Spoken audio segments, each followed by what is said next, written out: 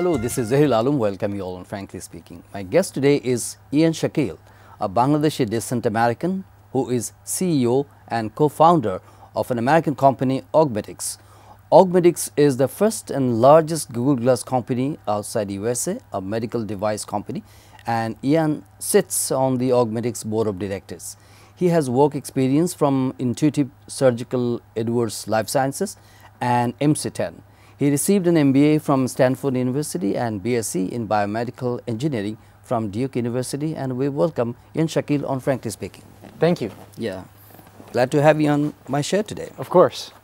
Let me ask you about your background. Sure. You were basically involved with healthcare, medical devices, medical application, but recently, it was possibly 2012, you founded Augmetics. Right. I mean, what does it work? I mean, how does it work? How does Augmetics work? Well, in America, doctors are sort of in a very tragic situation. They have to spend about 2-3 hours a day on the computer typing, charting, and note-taking, and it's getting worse. So we founded the company to basically solve that problem.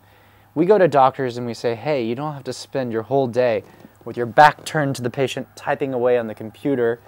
Doctors hate that. Patients hate that. Doctor, all you have to do is wear Google Glass. We'll do all of that work for you. You, doctor, can just go have normal conversations with your patient, like you always wish you could have had, but in the background, Augmetics, our company, if you wear glass, will do all of the note-taking, the structured data work, saving you 1/3 of your day and allowing you to focus on your patient, speak to your patient. That's how it works on a high level. But behind the scenes is where it gets very interesting.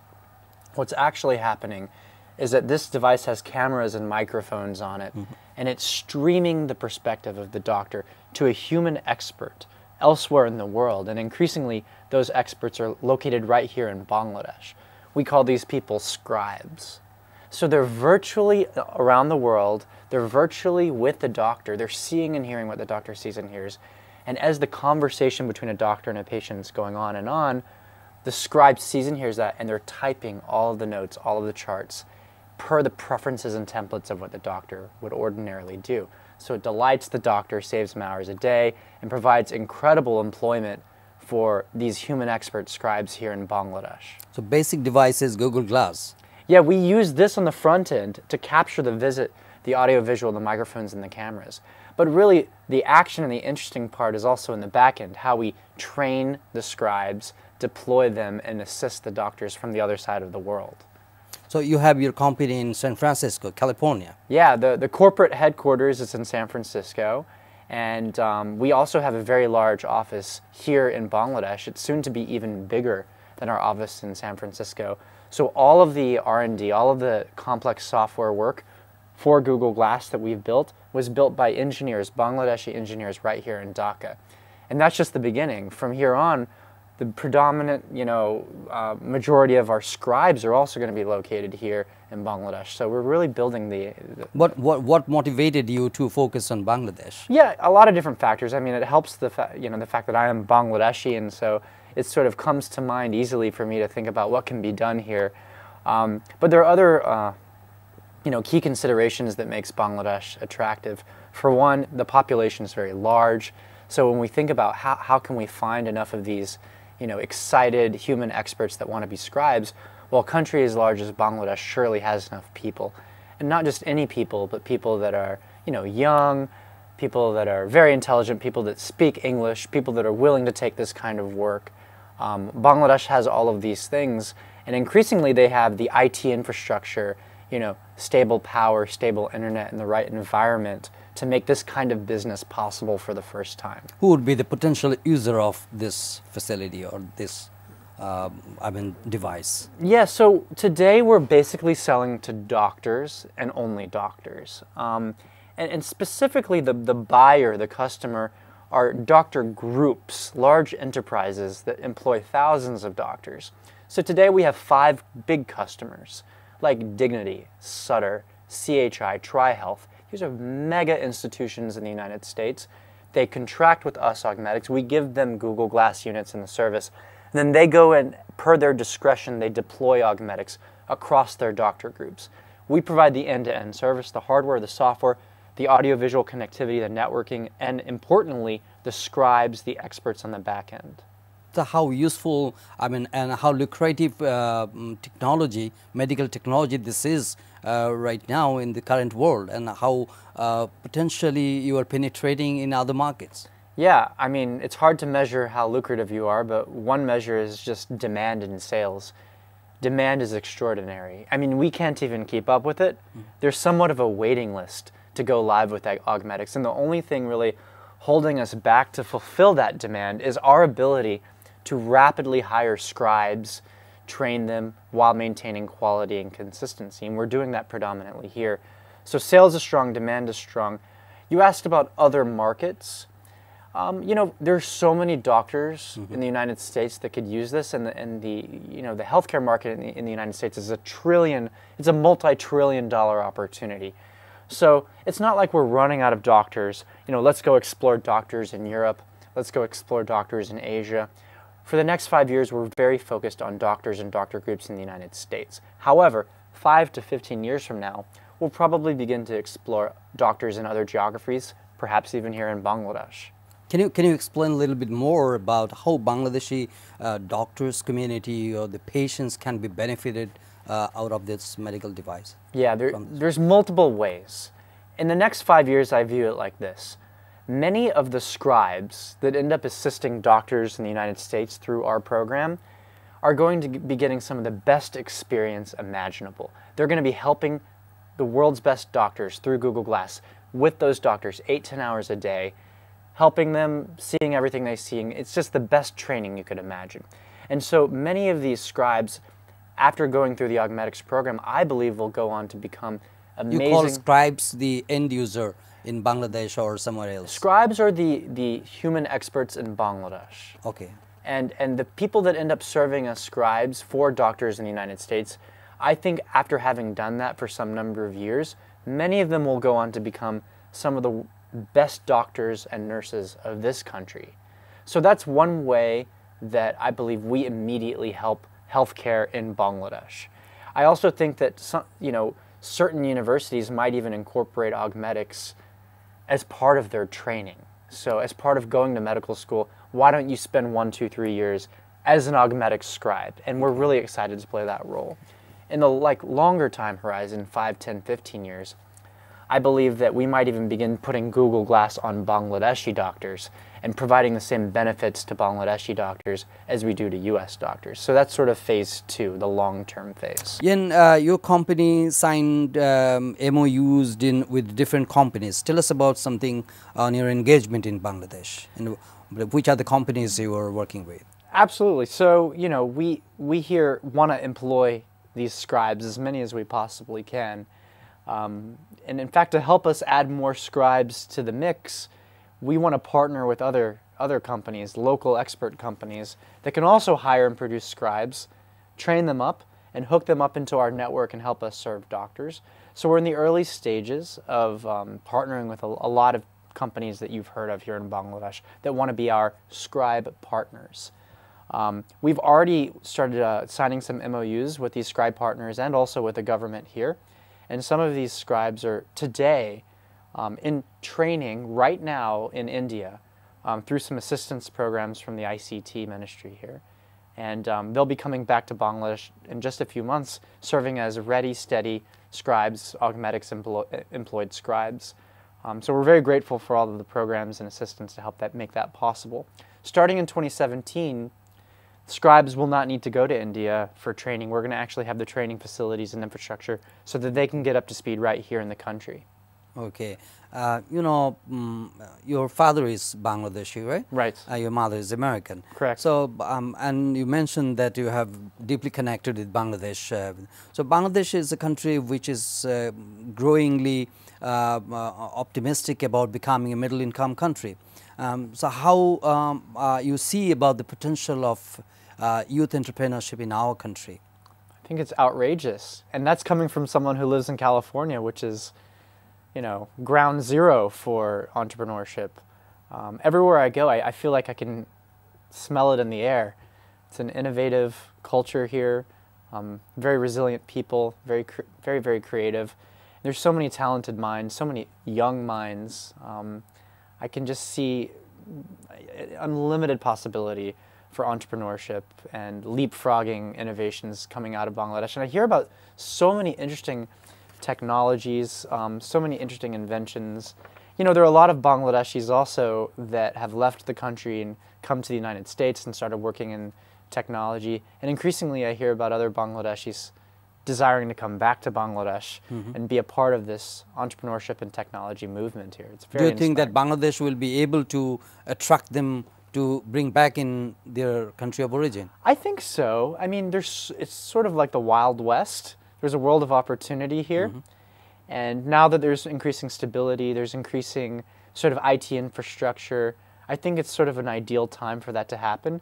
At the same time, a lot of the markets in the West are stabilizing, mature, highly competitive, so less lucrative. If you really want to go out and do something disruptive, oftentimes you're going to find that this is the best place to do it. The degree of facility, the amount of attention being paid by the government or the authorities are enough to attract for, is it conducive? It's fragile, but increasingly I'd say yes. And I'd say there's also just a bunch of key ingredients here. And those ingredients are, you know, it's situated globally in a place where you can get here. There are enough people here that speak English. Increasingly, there are enough people at all levels of the talent hierarchy that you could actually build organizations and companies. You know, there's just so many minds, the scale of the country. I think that a lot can be done. There's a lot of potential here. Frankly, what are the challenges, in your view, Bangladesh is facing? Yeah, in order to get over all the difficulties. Yeah, I'd say for one, you know, in order to build an enterprise like Augmetics here, we need to bring in experts to come visit here, train up here, work here. Those experts might be in the United States. Those experts might be our colleagues in other countries. And oftentimes they've never heard of Bangladesh. So they're afraid to come here on a 6-month tour of duty. They perceive Bangladesh as, you know, sometimes being a dangerous country or a country with no infrastructure. So dangerous in terms of infrastructure policy or in terms of violent extremism? It's just basically an unknown. Security? So many Americans and so many people outside of Bangladesh have never heard of it. And so it's just a lot of question marks. So I think one thing that I have to constantly kind of reassure people is that, you know, it's not as bad as the media makes it out to be. And there are a lot of upsides. Because you're biased. I'm biased, but, you know, we have a lot of Americans that come here quite a bit, and they... No, I'm kidding. I mean, you know, but nonetheless, you constantly fight an uphill battle to explain and reassure people. Same thing with investors. You know, investors don't like risks that they don't understand. And most of our investors are, you know, based in California.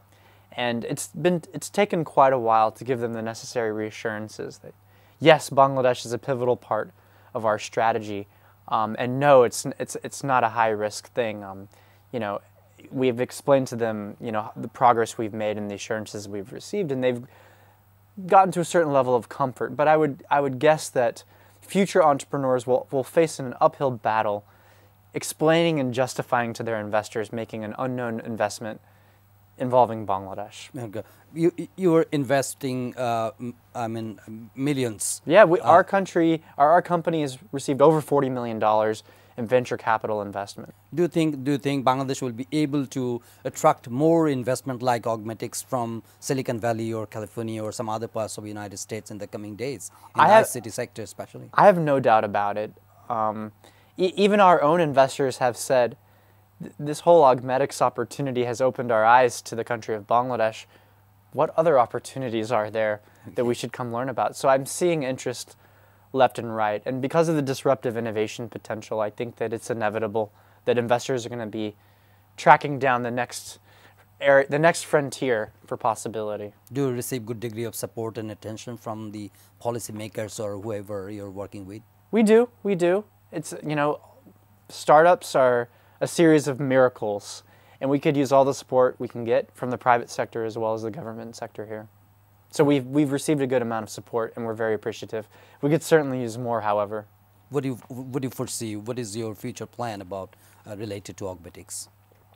At this point, I believe we've nailed down our product. We have product market fit, check. So we're really in scaling and execution mode. We want to go from something like 100 employees here in Bangladesh to, as I said, 5,000 to 7,000, mostly scribes. So we're really hiring like crazy. We're building training infrastructure. We're building management at all levels. We're building facilities. That's a key component of our vision. Another thing we're doing is we're investing in software and R&D. The sort of software experience that I just described is really only the beginning. We're going to be deploying a lot of additional features, also powered by Google Glass, also assisting doctors. And so we're investing in our R&D and software engineering. We're hiring more software engineers. So we're just growing on every level. Yeah, and apart from doing business in Bangladesh, you can be a great motivator for our youths. So do you have any plan? Oh my gosh. So do I have any plan to motivate youthful? Yeah. You know, hopefully just building a successful business, you know, making sure that we have a strong mission, one that we're proud of, that can just, you know, pave the way and be a leading example for other entrepreneurs that have other businesses that I can only imagine, and also it can help pave the way for other investors to see that this can be done, and those investors can go support those entrepreneurs and leave me in the dust and show us what more can be done here. My final question about the American election. Yeah. What is the feel? What is the sense of the post-election related to immigrants in USA? Yeah, that's a very good question, and certainly a hot topic. You know, our company Augmetics, it's not in the business of moving physical goods, U.S. Bangladesh. It's also not in the business of, for the most part, moving people, Augmetics, between U.S. and Bangladesh. We're in the business of moving information, knowledge, audio data, visual data. And as far as I can tell, you know, all of the election outcomes, there's little they can do to kind of mess with that, really. You can't block off information, regardless of which ways policies go left or go right. I think information-based businesses in this category will do very, very well. I also think that in these times of uncertainty, there's a little bit of a flight to sure bets, quality, sturdy investments. You know, we're in the healthcare space. Healthcare is a very sure deal, right? And we sell to large healthcare institutions that are not going anywhere. So throughout all the uncertainty, we feel really, really good about it.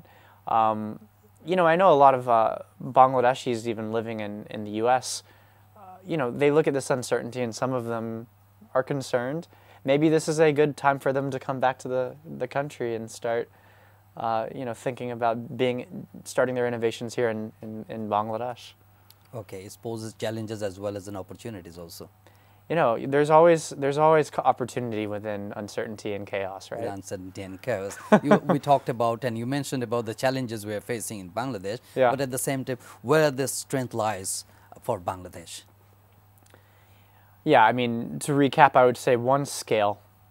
You know, you have a huge number of people, and not just any people, but people, many of which who speak English and are educated, are located in centralized places and have access to the right type of infrastructure. That's a very unique ingredient, right?